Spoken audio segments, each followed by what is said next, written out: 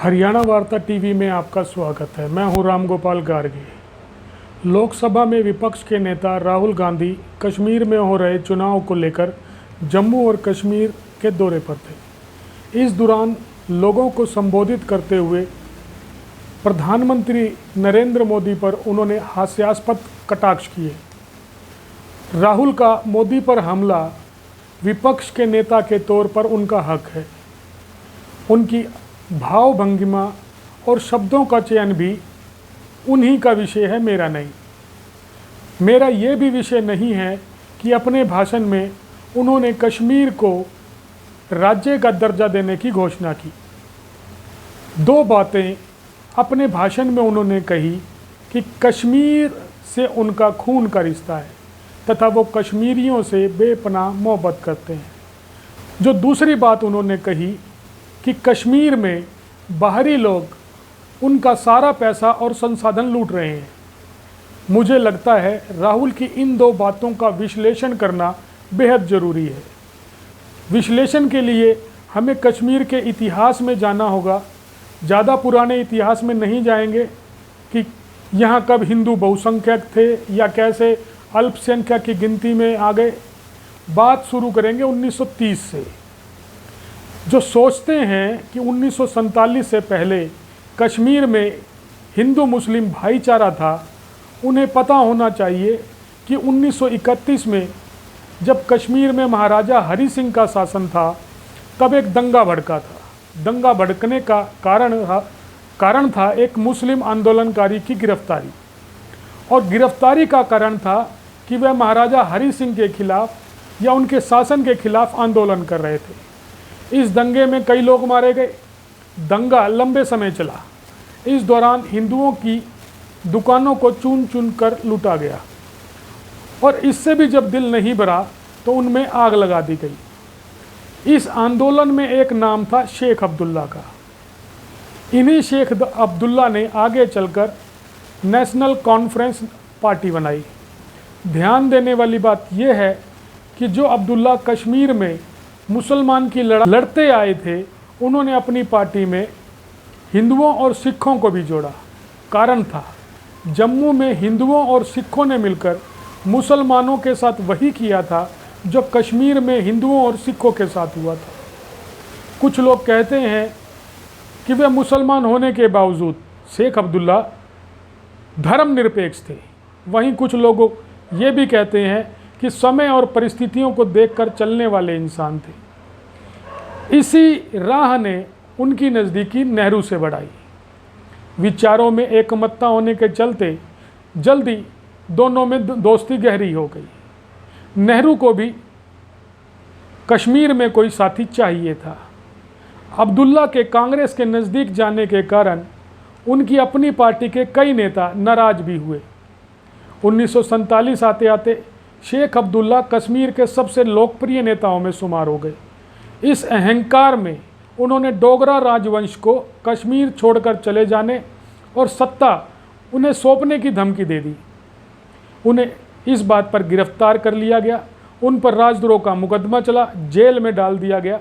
कश्मीर में इस बात पर फिर एक बार हिंसा शुरू हो गई और 20 से ज़्यादा लोग मारे गए, जिसमें अधिकतर हिंदू थे। यह दूसरा प्रमाण था मुस्लिम और हिंदू भाईचारे का। इससे आक्रोशित होकर नेहरू कश्मीर जा पहुँचे। आप सोच रहे होंगे नेहरू को लोगों के मरने का आक्रोश था। नहीं, वो पहुँचे थे अपने प्रिय दोस्त शेख अब्दुल्ला की कानूनी पैरवी करने। लेकिन महाराजा हरि सिंह ने, जो उस समय कश्मीर के महाराज थे, उन्हें कश्मीर में घुसने ही नहीं दिया और उन्हें वापस लौटा दिया। जाहिर था नेहरू का ये अपमान था जिसे वह भूलने वाले नहीं थे। नेहरू ने एक पत्र पटेल को लिखा जिसमें उन्होंने बताया कि पाकिस्तान कश्मीर में घुसपैठियों को भेजना चाहता है, जिसे महाराज या उसकी सेना शायद ही रोक पाए। इसलिए ज़रूरी है कि महाराजा हरि सिंह नेशनल कॉन्फ्रेंस यानी शेख अब्दुल्ला से दोस्ती कर लें। उनका समर्थन मिलने से कश्मीर में भारत का विलय आसानी से हो जाएगा। इतिहासकारों को इसमें कोई संशय नहीं कि हरि सिंह कश्मीर को आज़ाद रखकर पूर्व का स्विट्ज़रलैंड बनाना चाहते थे और वही अक्सर बात कहा भी करते थे। इधर अब्दुल्ला भी सत्ता अपने हाथ में चाहते थे और उसका कारण था कश्मीर में बहुसंख्यक मुसलमान की आबादी। दोनों अपने लक्ष्य को अपने तौर तरीकों से हासिल करना चाहते थे। अब्दुल्ला इसके लिए लोकतांत्रिक तरीका अपना रहे थे, तो हरि सिंह जो उस समय तक कश्मीर के राजा थे, उनके पास कश्मीर के विलय के रूप में भारत या पाकिस्तान में से एक चुनने का विकल्प था या तुरुप का पत्ता था। हरि सिंह के जो प्रधानमंत्री थे कश्मीर के, उन्होंने दिल्ली में कहा कि उनका इरादा भारत या पाकिस्तान में शामिल होने का नहीं है। अगर कोई भी देश भारत या पाकिस्तान उन पर हमला करता है तो वे अपनी राय बदल सकते हैं। महाराज की नीति है कश्मीर को एक निरपेक्ष राष्ट्र बनाने की। कुछ ही समय बीता था, कुछ ही हफ्ते बीते, हजारों कबीलाई पठानों ने कश्मीर पर हमला कर दिया। आज तक कोई इतिहासकार इसका जवाब नहीं खोज पाया है कि ये कश्मीर में क्यों आए, उन्हें किसका समर्थन था हासिल था, किसने भेजा था। जबकि हम भारतीय ये मानते हैं कि इसके मूल में पाकिस्तान था, क्योंकि हमलावर गाड़ियों में भरकर आए थे और उनके पास हथियार और गोला बारूद भी था, तो ये माना जा सकता है कि ये पाकिस्तान की शय पर हुआ। लेकिन उस समय का पूंछ भी राजा हरि सिंह का ही एक क्षेत्र था। वहाँ के मुसलमान भी विद्रोह पे उतारू थे, ये वहीं से आए थे, उसी रास्ते से आए थे। वहाँ के सिपाही मुसलमान थे, वो भी इसमें सहयोग, महाराजा को कोई सहयोग नहीं कर रहे थे। उनकी संख्या और आगे बढ़ने की गति को देख महाराजा ने भारत सरकार को सैनिक सहायता भेजने के लिए संदेश भेजा। सहायता की बजाय नेहरू ने वीपी मेनन को सच्चाई जानने के लिए कश्मीर भेजा। उन्हें कहा गया कि वो सच्चाई का पता लगाएं कि क्या वाकई में कश्मीर पर कोई हमला हुआ है। 2 दिन निकल गए। दिल्ली में सुरक्षा समिति की बैठक बुलाई गई।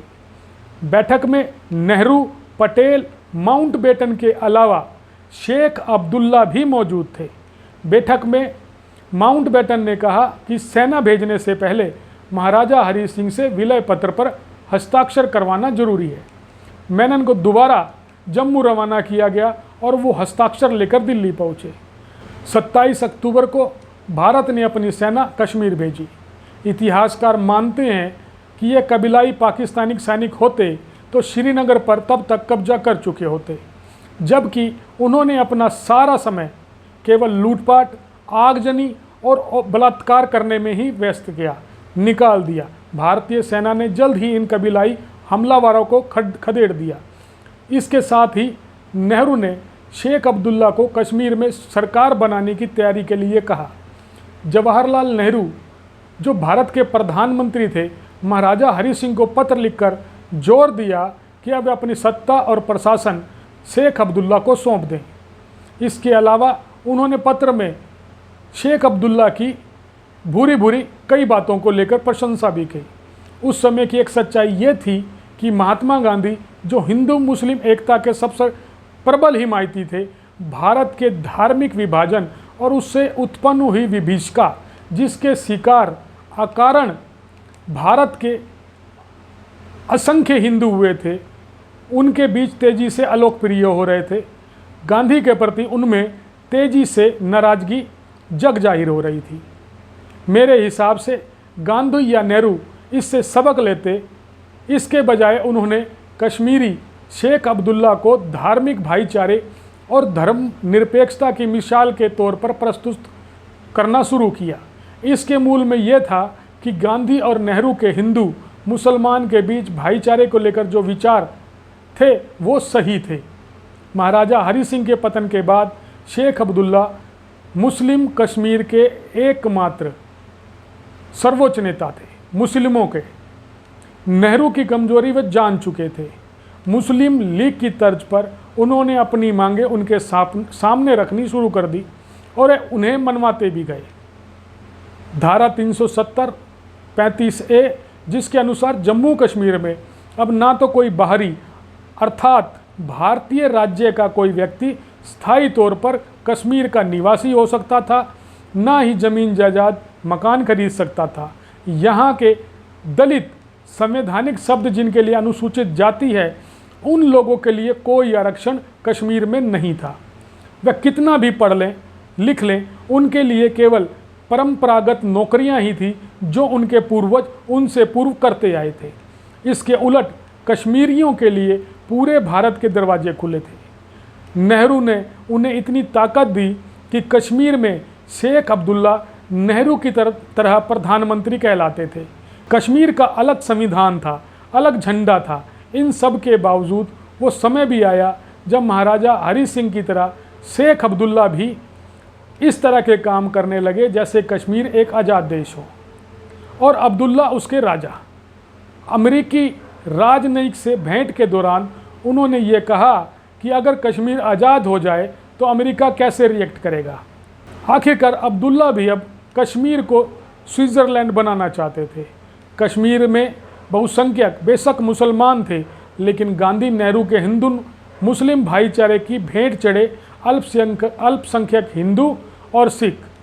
कश्मीर के सबसे बड़े जमींदार व्यापारी उस समय हिंदू थे जो अधिकतर थे, या फिर सिख थे जिन्हें भूमि सुधार की आड़ में उनकी ज़मीनों से बेदखल कर दिया गया।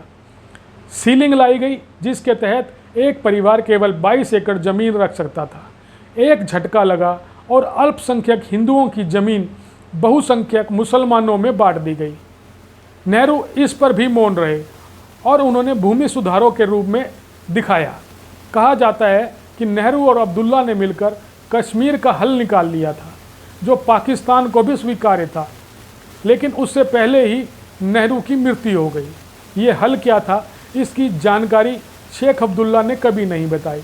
शायद वह ये हल शेख अब्दुल्ला के लिए वो सपना रहा होगा जो नेहरू की मौत ने तोड़ दिया था।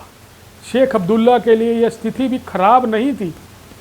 कश्मीर भारत का अंग होते हुए भी भारत का अंग नहीं था, क्योंकि शासन शेख अब्दुल्ला का था जिस पर भारत का कोई कानून लागू नहीं होता था।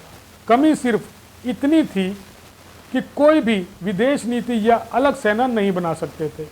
इससे लोगों का क्या भला हुआ पता नहीं, लेकिन अब्दुल्ला परिवार की सत्ता और कांग्रेस के लिए कश्मीर का ये मॉडल बन गया, जिसको दिखाकर कांग्रेस देश के मुसलमानों के बीच ये प्रचारित करने लगे कि वे मुसलमानों के कितने बड़े हितैषी हैं। ऐसा सिर्फ कश्मीर में हुआ ऐसा भी नहीं है। हिंदुओं के लिए नेहरू हिंदू कोड बिल लाए, लागू भी किया, जिसमें सिख, बौद्ध और जैन भी शामिल थे, लेकिन मुसलमान के धार्मिक रिवायतों के साथ किसी प्रकार की कोई छेड़खानी नहीं की गई। यह नेहरू की मुस्लिम तुष्टीकरण की आखिरी मंजिल थी। कई लोग नेहरू को आधुनिक भारत का निर्माता कहते हैं। यदि नेहरू वाकई प्रगतिशील विचारों के होते जो वे अपने रहन सहन, खान पान और बोलचाल में दिखावा करते थे, तो वो ये बदलाव सब धर्मों पर लागू करते, सब पंथों पर लागू करते। लेकिन इससे उन्होंने मुसलमानों को बाहर रखा, जो आज तक जारी है। नेहरू के बाद गांधी परिवार ने समय समय पर इसे पोषण देना जारी रखा है। इंदिरा गांधी ने इमरजेंसी के दौरान संविधान की प्रस्तावना में धर्मनिरपेक्ष और समाजवाद शब्द जोड़ा, तो राजीव गांधी ने शाहबानों को दिए सुप्रीम कोर्ट के न्याय को केवल मुसलमानों के तुष्टीकरण के लिए बदल डाला। सोनिया गांधी की कृपा से प्रधानमंत्री बने सरदार मनमोहन सिंह ने तो यहाँ तक कह डाला कि देश के संसाधनों पर पहला हक मुसलमानों का है। गांधी परिवार के इशारे के बिना क्या वह कुछ बोल सकते थे? राजनीति में उन्हें मौनी बाबा का तमगा हासिल था। पिछले 70 साल जो नहीं बदला वो मोदी सरकार ने कश्मीर में बदल डाला। इसलिए अब कश्मीर जिनसे उनका खून का नाता है और जिससे वो बेपनाह मोहब्बत करते हैं के लिए कुछ करने की जिम्मेदारी अब राहुल गांधी की है, उनके कंधों पर है। वो इसमें चूक जाएं ये हो नहीं सकता। यही कारण है कि उन्होंने कश्मीर में कहा कि उनसे उनका खून का नाता है। नेहरू बाय बर्थ कश्मीरी ही थे। ये भी कहा जाता है कि उनके पूर्वज मुसलमान थे जो बाद में दिल्ली जाकर अपने आप को हिंदू कहलाने लगे। इसके पक्ष में कुछ तर्क इधर भी हैं और उधर भी। कुछ कहते हैं कि नेहरू कश्मीरी ब्राह्मणों का कोई गोत्र नहीं है। आज राहुल गांधी भी इसी गोत्रीय दुविधा से तो जूझ रहे हैं। कश्मीर में नेहरू से लेकर राहुल तक का शेख अब्दुल्ला की नेशनल कॉन्फ्रेंस से नाता रहा है। जो बात शेख अब्दुल्ला बोलते थे नेहरू सुनते थे, मानते थे, करते थे। वैसा ही 370 और 35 ए की बहाली की बात शेख के बेटे फारूक अब्दुल्ला और पोते अमर अब्दुल्ला कर रहे हैं। राहुल गांधी सुन रहे हैं, करेंगे भी। जो नेहरू ने शेख अब्दुल्ला को दिया वह राहुल गांधी अब इन्हें देंगे। दे भी क्यों ना, आखिर खून का रिश्ता है और हिंदू तो वैसे भी हिंसक होता है। इस एपिसोड में बस इतना ही। यदि आपको यह विश्लेषण पसंद आया हो तो चैनल को लाइक, सब्सक्राइब और शेयर जरूर करें। अगली बार फिर किसी नए मुद्दे पर बात। तब तक के लिए नमस्कार।